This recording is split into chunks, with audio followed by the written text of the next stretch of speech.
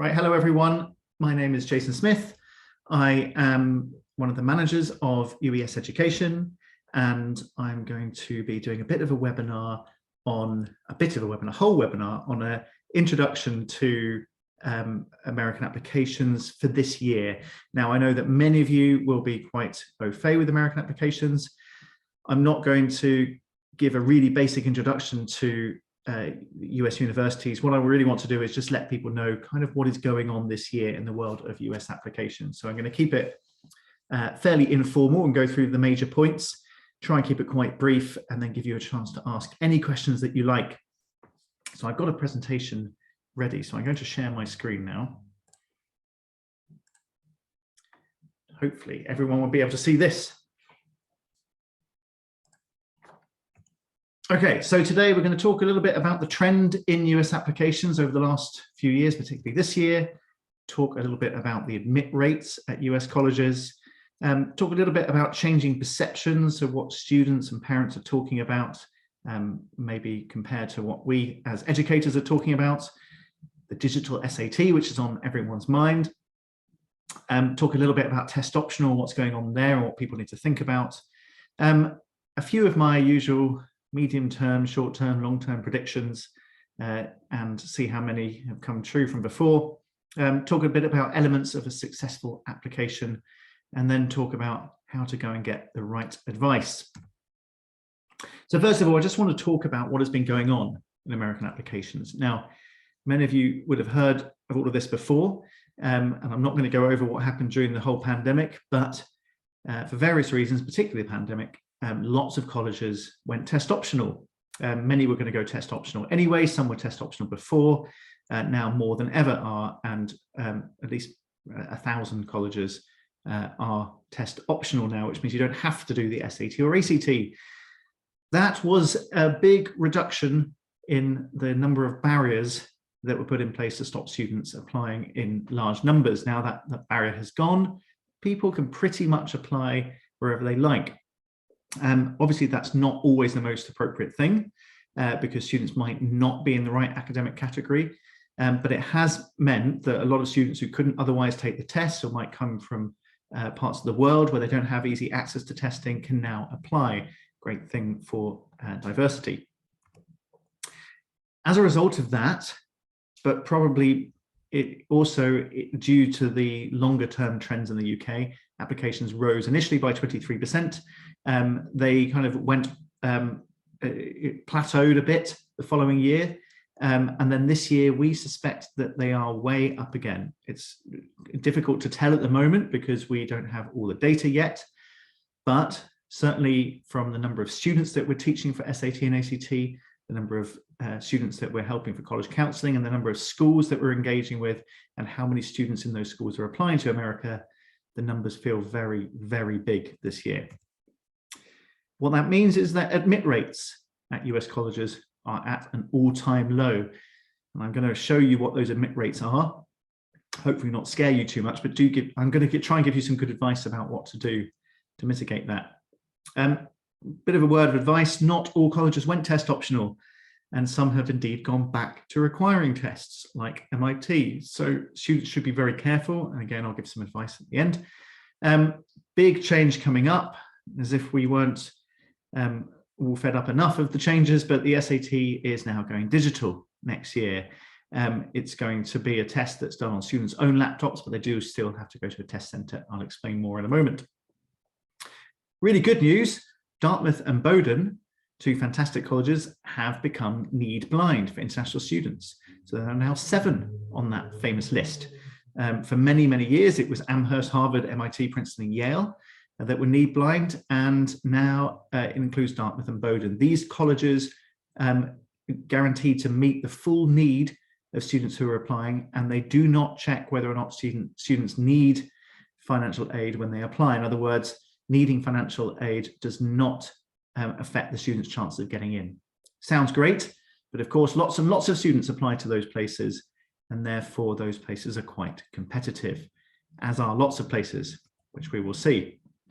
We learned quite a lot of lessons last year. I'm just going to try and summarize them.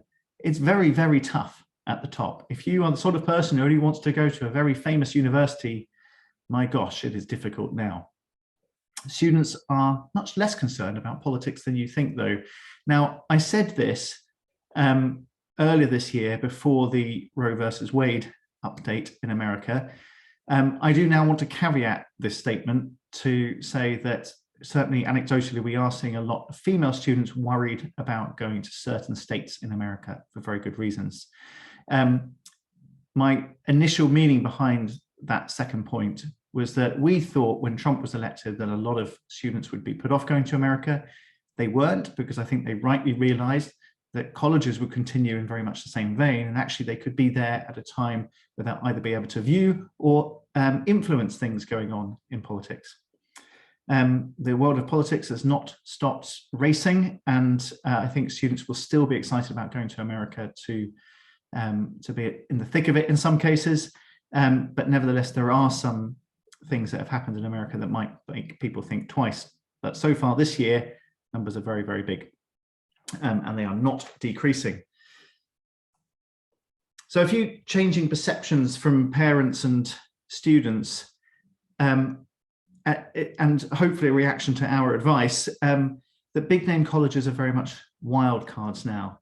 We used to talk about separating your college list into three categories: reach, match, and safety, with reach being quite ambitious colleges where you do look like you could fit the university on paper, but you've really got to have a bit of luck to get in.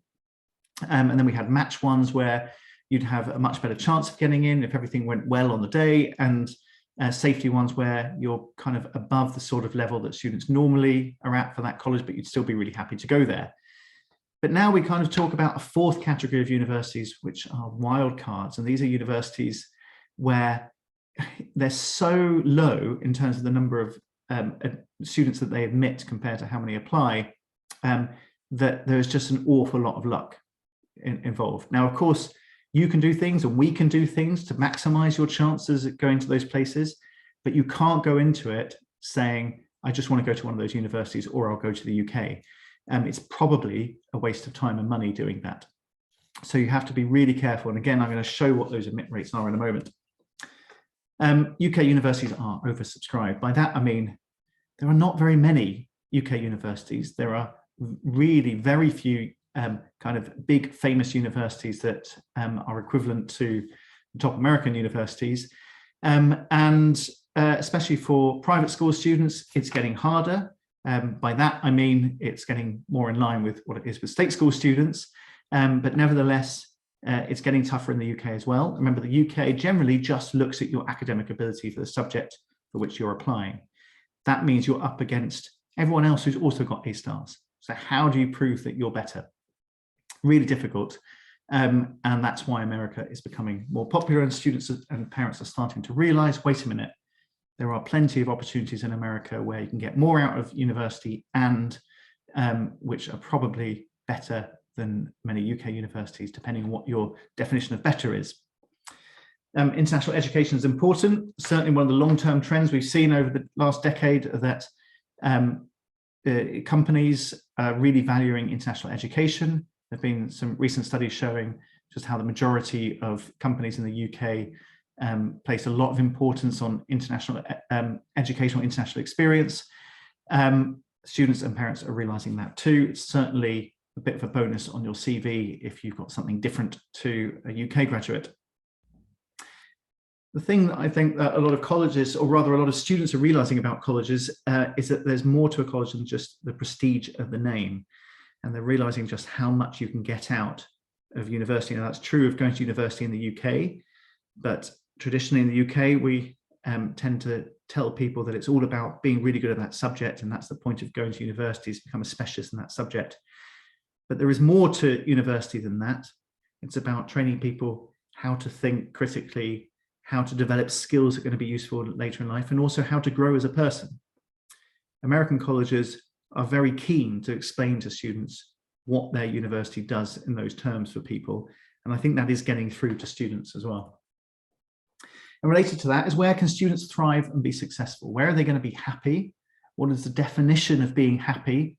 That is very different for different people. But I think a lot of the time students and parents don't really think about what that really means. And yes, being successful in a job and money is perhaps part of that. And perhaps part of happiness is having a famous university to your name that allows you to show off at parties. But more importantly is, where can a student feel like they have made a success of their time at university, and where have they got the most out of it? So I promised to scare you with some admit rates. So here are the overall admit rates at a few colleges.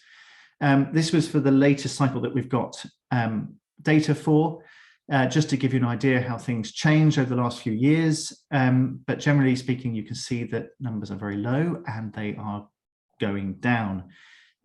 So you've got places like MIT, which have almost halved in just a space of 1 year in terms of admit rates, because the number of applications are just shooting up. And it's not that they can actually admit many more people. I mean, a lot of the cases you can see the number of admits is actually going down, and there are various reasons for that, but the number of applications is going up. Now, this is also true at Oxford and Cambridge, as you can see there. You can see the admit rates are going down, dropped quite a lot at Cambridge. The number of places has not really changed significantly. Number of applications has gone up. So it's getting tougher there as well. But our usual point still stands that at Oxford and Cambridge, actually your admit rate is much higher than what you might think of as equivalent UK universities. And this is actually a really important point. There are something like, depending on which one you choose, Oxford or Cambridge, there's something like 80 universities in America that are more selective than Oxford and Cambridge. So you have to be very, very careful there and don't just think it's about those few. If we look at the early admit rates though, here is something interesting.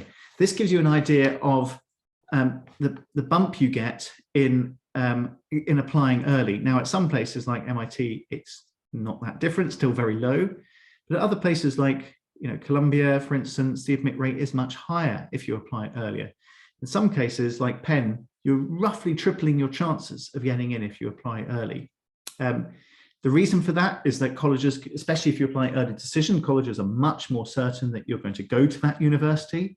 That helps them a lot with this important statistic called yield, which is the ratio of number of people who go compared to the number of offers that they gave. They really want that to be as high as possible. So applying early gives a lot of reassurance to the university. It also means you're probably a more organized student if you apply earlier, and that is a good thing as far as universities are concerned. So applying early is really, really important, and probably, apart from doing well in school, probably the single thing that you can do in order to improve your chances at places. But it does mean writing all your really good essays and getting all your references and everything nice and early. Okay, I'm going to talk now about the digital SAT. There's been lots of questions about this and things are changing all the time. And I learned some new information today, in fact. Simple things, first of all, it's going to be shorter and less wordy. By that, I mean on the maths side, the wordy questions are not going to be quite as long. And on the reading side, so the English and reading sections are going to be kind of amalgamated. Rather than having long passages of reading, they're now going to be individual questions with shorter bits of writing. That might suit some people. Students really good at English might not prefer it. But the good thing about it is it's getting shorter. It's now only going to be 2 hours long rather than just over 3 hours as it is now. And there are some other interesting things. There'll be an embedded calculator all the way through the math sections. So there are no non-calculator sections anymore. You don't have to remember to bring a calculator in. It's digital, so a student can actually do it on their own laptop in a test center. Those test centers will still be schools. As far as we've heard, most SAT test centers will continue to administer it. New bit of information is that on 19th of November, many schools will be hosting a trial of the digital SAT so that the College Board can make sure that it's going as well as possible. We're hoping to feedback very, very shortly after that to see how it's gone. And here's the interesting thing. It's supposed to be, not sure it will be, it's supposed to be adaptive by section, which means on your first section of English, how well you do determines how hard the second section is. So it's really an idea to try and help work out exactly what level a student is at. I'm not entirely convinced that it will be adaptive by section by the time it comes around in March in the UK, because I'm not sure there'll be enough data, but nevertheless, the format will still be the same. It's not going to be digital until March 2024 in America. So the international schools will be a year ahead of everywhere else. Now, while we're talking about tests, I do want to talk about what test optional means.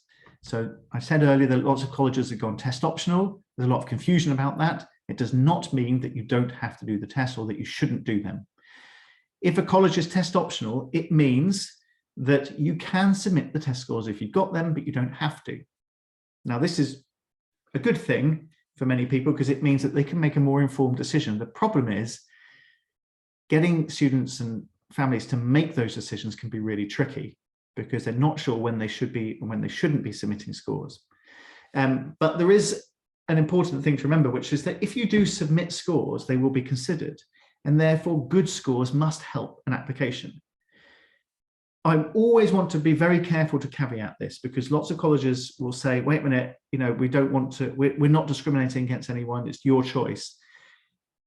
But everything else being equal, if you were exactly the same student with exactly the same profile and everything, same grades, and one student had the SAT score and it was really good and the other one didn't, then of course the one with a good score will look slightly better. The problem is that's not possible in real life. If you spend ages practicing for the SAT, you might have not done so well in other things like school grades or your extracurriculars and things like that. So it's good having a good score as long as it's not to the detriment of other things. So it is a balancing act, and getting advice on that is important. Even better advice is start early. Students should be starting to practice their SAT in year 12 and aiming actually to get all their testing out of the way by the end of year 12, that's junior year. If not, it suddenly creeps into year 13 or senior year, and suddenly things are much, much harder, especially if you have to do a test. Now, I do want to remind you, some colleges require it. MIT, you have to do a test if you want to apply. Georgetown, you do.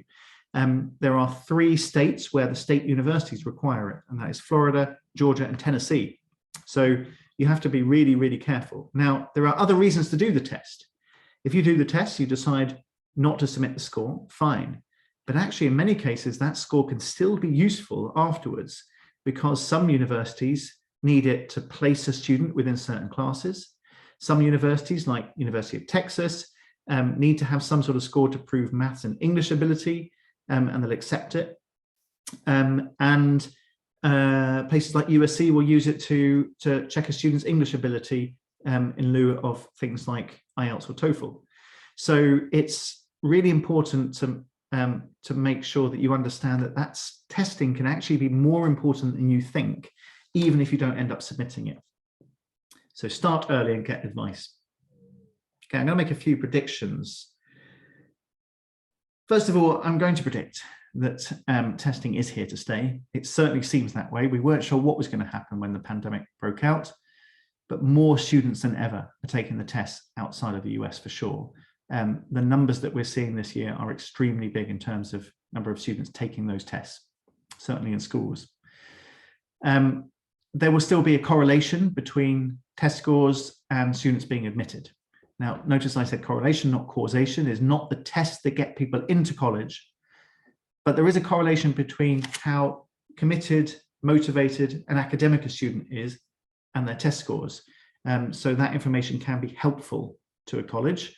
And clearly students who are getting high 1500s on their SAT or 34 and above on their ACT are very good students.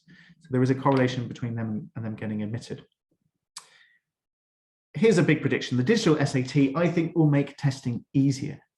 It will be a more comfortable test. It's shorter. It's on a student's own laptop. It'll be in a nicer test center.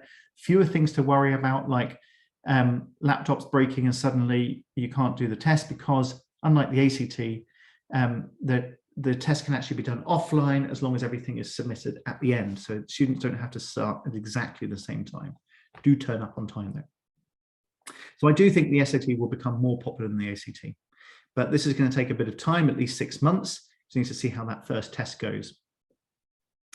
For the moment, by the way, our advice is that students should be doing ACT unless they're really, really good at testing, because if they're starting now, if they do the SAT in December and then they have to do it again, then they might need to swap.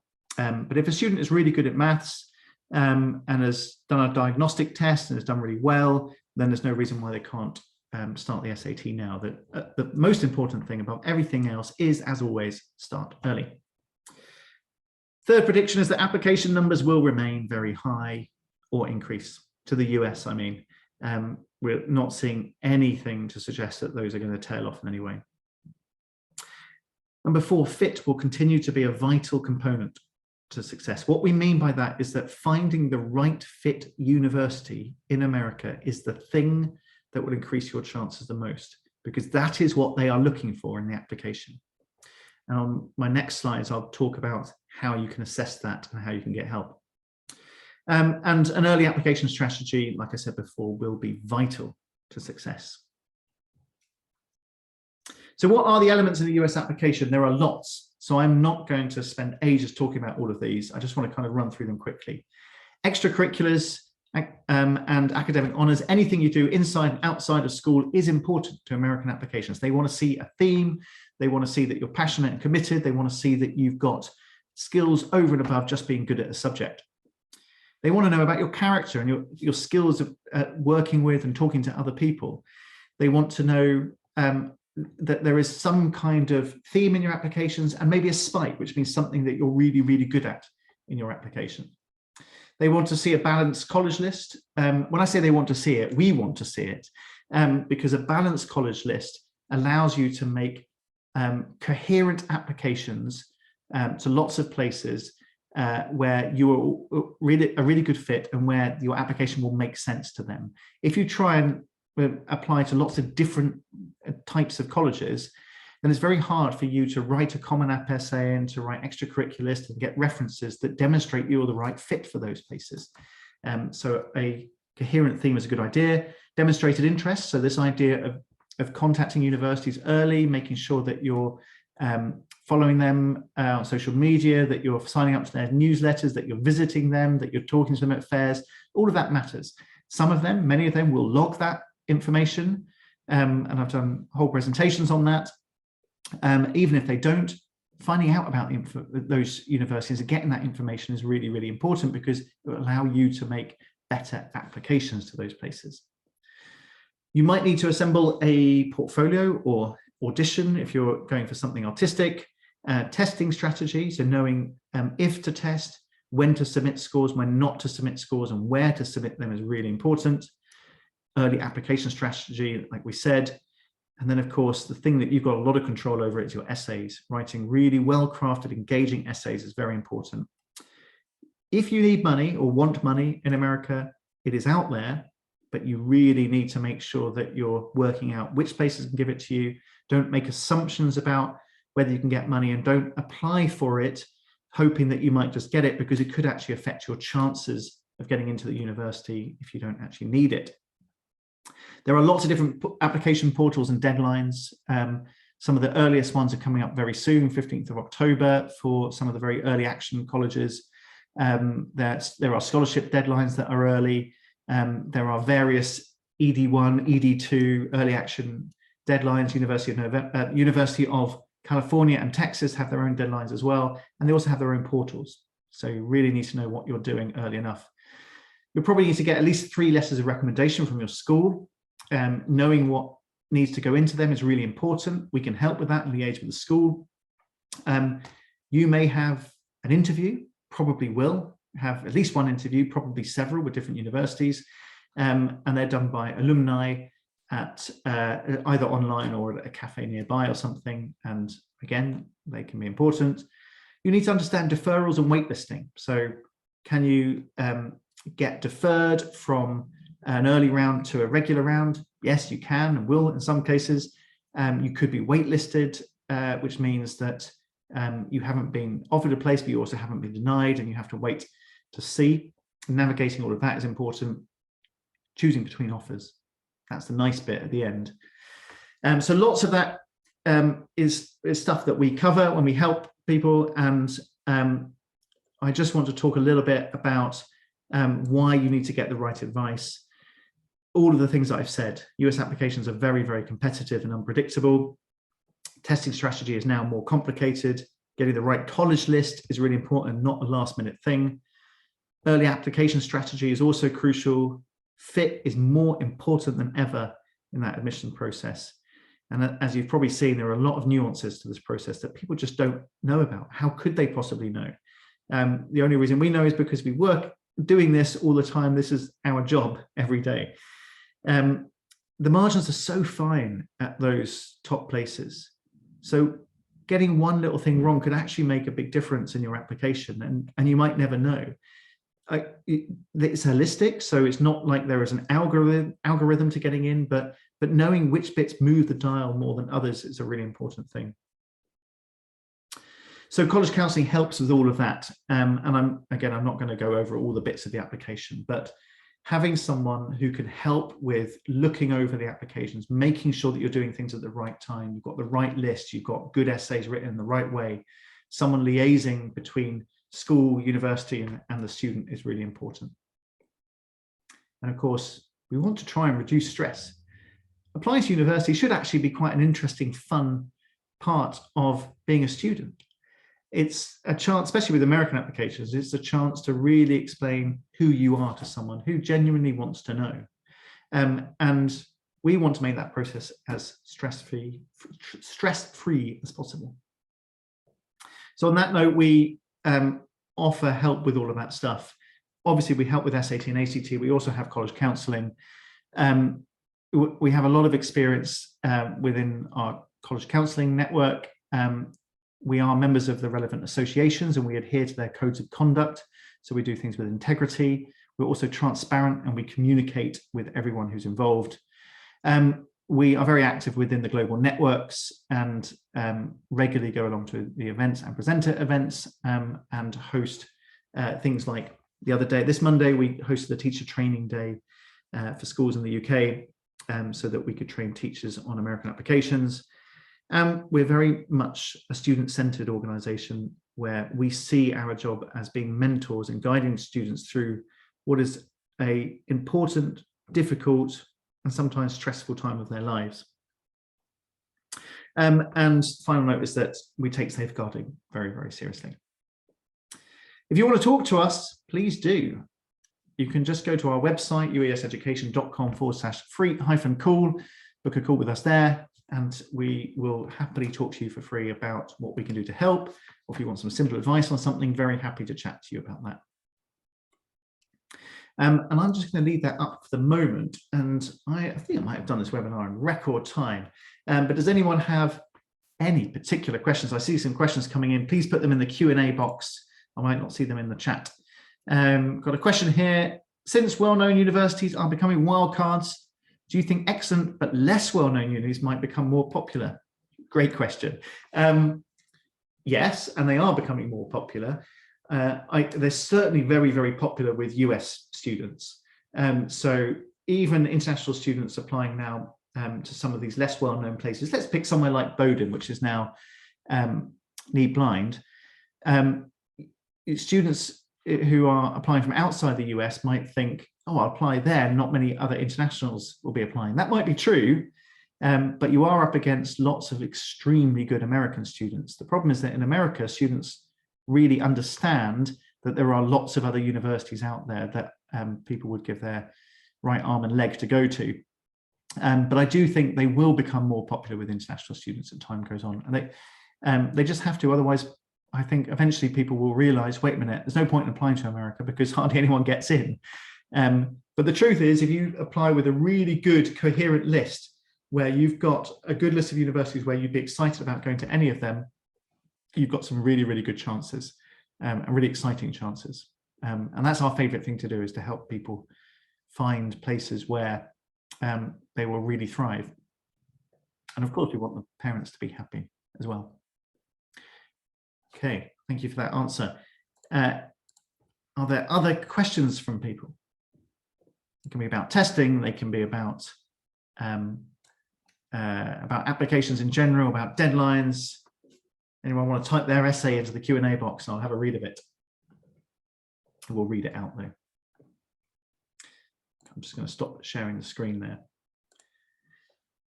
Okay, well, I'm not going to keep you all if there are no other questions. So I just want to say thanks very much for listening. If you do want to get in touch with us and ask some questions about American applications, then please feel free to email us. You can go to our website, ueseducation.com, and of course you can go to our website /free-call and book a call in with us. But for now, thank you very much for listening.